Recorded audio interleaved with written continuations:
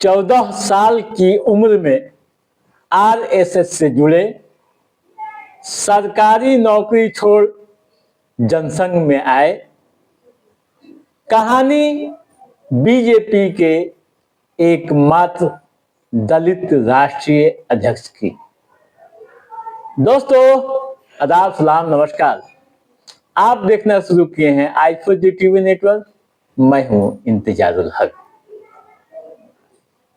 BJP में नवीन युग की शुरुआत हो गई है। नितिन नवीन बीजेपी के राष्ट्रीय अध्यक्ष की कमान संभाल चुके हैं। नितिन नवीन से पहले अटल बिहारी वाजपेयी, लाल कृष्ण आडवाणी व मुरली मनोहर जोशी जैसे कई दिग्गज भी बीजेपी की कमान संभाल चुके हैं। बीजेपी की बागडोर संभालने वालों में एक नाम बंगारू लक्ष्मण का भी है। बंगारू लक्ष्मण की निजी व सियासी जिंदगी कैसी रही, यह जानना काफी दिलचस्प है। दोस्तों, बंगारू लक्ष्मण बीजेपी की कमान संभालने वाले एकमात्र दलित नेता थे। अटल बिहारी वाजपेयी की सरकार में वे मंत्री भी रहे। साल 2000 में उन्हें बीजेपी का राष्ट्रीय अध्यक्ष बनाया गया था, लेकिन कुछ समय के अंतराल के बाद उन्हें पद छोड़ना पड़ा था।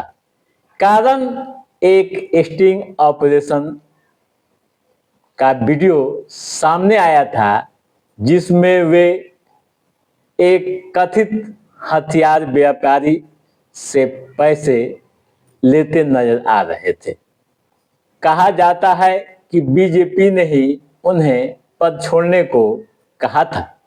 इस मामले में 2012 में सीबीआई की स्पेशल बेंच ने उन्हें 4 साल की सजा सुनाई।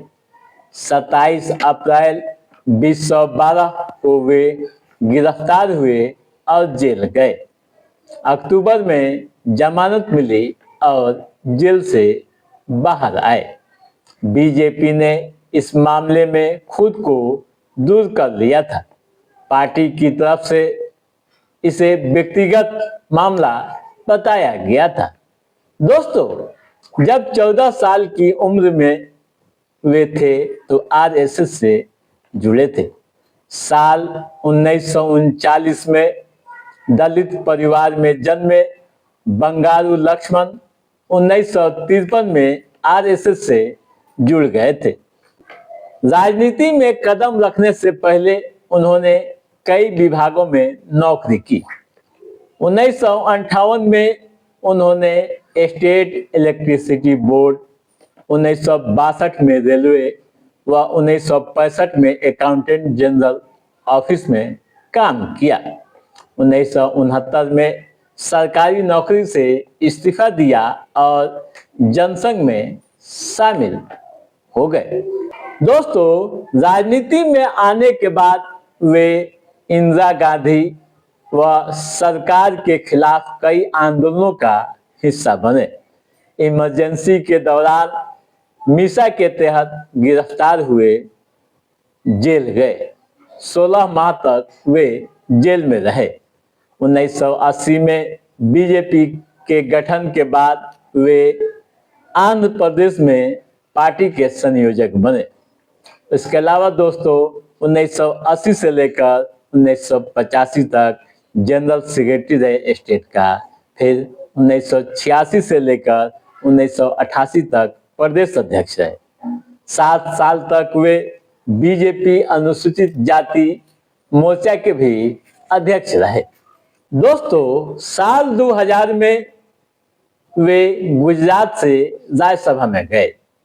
1999 में अटल बिहारी वाजपेयी की सरकार में मंत्री बने थे। व्हील चेयर पर बिताए आखिरी 12 साल। कहा जाता है कि उनका आखिरी 12 साल काफी कष्टदायक था।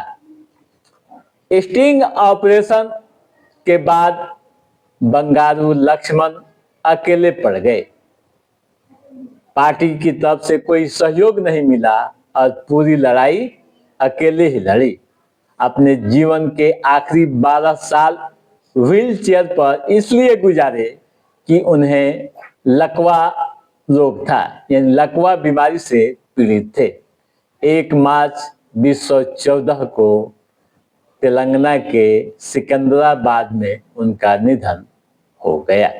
ठीक है दोस्तों, तो आप समझ गए होंगे बीजेपी के एकमात्र दलित नेता व राष्ट्रीय अध्यक्ष रहे बंगारू लक्ष्मण के बारे में कि कैसा रहा उनका सियासी सफर, कैसे वे आरएसएस से जुड़े, सरकारी नौकरियों से इस्तीफा दिया और आखिरी वक्त 12 साल व्हील चेयर पर गुजारे। तो दोस्तों, आज के इस एपिसोड में बस इतना ही। कैसा रहा हमारा ये एपिसोड, आप लाइक और कमेंट करके हमें जरूर बताइएगा। यदि आपने हमारे चैनल को सब्सक्राइब नहीं किया है तो सब्सक्राइब भी कीजिएगा, ताकि इस तरह की महत्वपूर्ण जानकारियों संबंधित, राजनीतिक गतिविधियों संबंधित किसी भी तरह का कोई अपडेट हो उसे हम समय समय पर आपके बीच पहुंचाते रहेंगे। तब तक आप अपने दोस्त को दिए इजाजत। नमस्कार।